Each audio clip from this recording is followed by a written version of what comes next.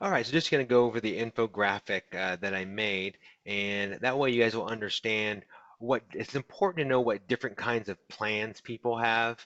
And like Shariar said, I'll tell you which plans that we can switch, and like Blue Shield, for example. I'm glad you guys know that, and which ones you really can't, or not you can't, but people probably won't go for it. So individuals have one of the following options. So first one is employee sponsored. Now that means that I think you guys said too in Pakistan the majority of the plans are like from the workforce, like the bosses pay for them.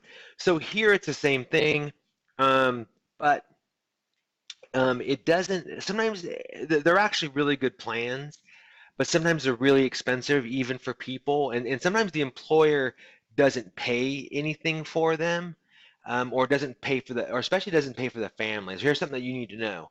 So if like you talk to someone and they're covered on their wife's insurance, so say their wife, I'm sorry, yeah, their wife works at, I don't know, Verizon, for example.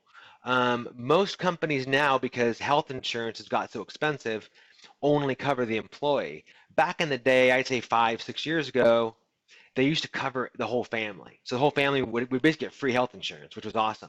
But now they're covering just the employee and partial. So if the spouse is on their plan, they still may not get. It might be really expensive for them. So that's an opportunity right there. So, ooh, I gotta fix that typo.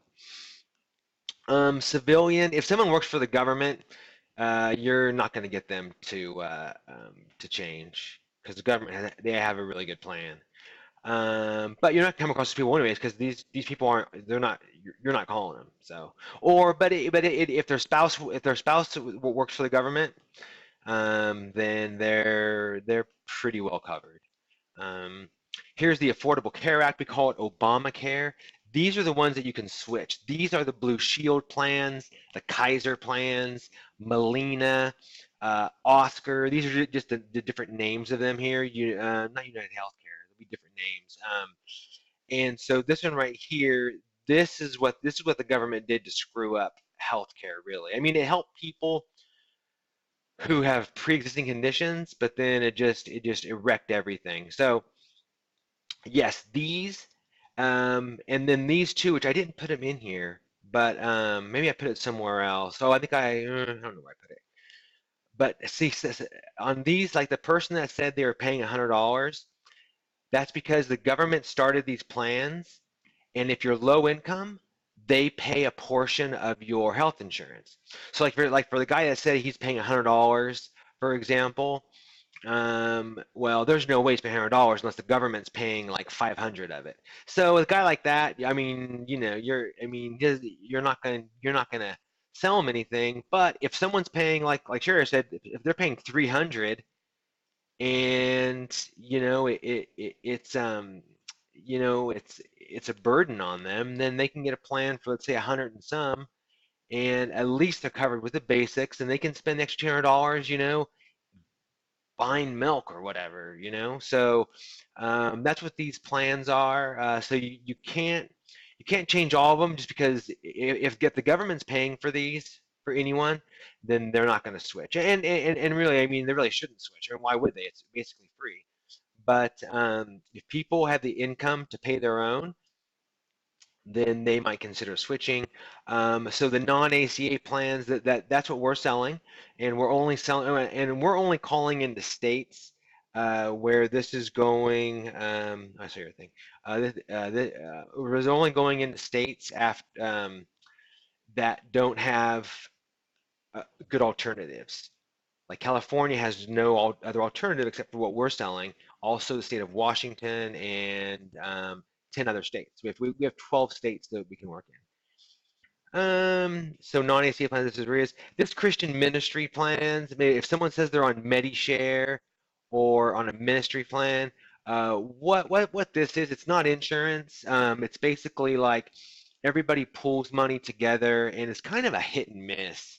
But I will tell you this though, the same people that buy this Christian ministry plan are the same ones that will buy our plan because they're looking for an alternative to the Affordable Care Act. Okay, so these are, if you hear the ministry, I mean, this is like ding, ding, ding. This is a great customer because you have actual insurance.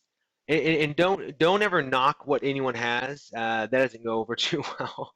Like, don't be like, oh, your plan sucks, blah blah blah. Here's what mine's better. Yeah, people are kind of, they've already made a decision, and so if they choose to make a decision to go with our plan, that's their decision. But if you try to, make them feel stupid for being in something else, that doesn't go over too well. All right, so Christian ministry. So these are basically it's not insurance. They're kind of more like cost sharing. So, like if you had a $300,000 bill, everyone kind of would pitch in a little bit. But I've heard bad things about these. So, but ours is insurance. It's guaranteed to pay. Then here, Medicaid. If it's on Medicaid, that means they're low income and they don't pay anything for their insurance. Also, it's called Medi-Cal in California. Medi-Cal. Medicare is for older people, 65-year-old. You won't come across a lot of them because they don't work. They're not working. And supplement plans, you can kind of consider what we're selling a supplement plan, but what this means is more like if I was walking down the stairs and I tripped over, a shoe, and say I sprained my ankle, then these are actually good plans, and we sell them. So then like they would give me like $5,000 towards, the accident. So that is the lesson on different types of health insurance.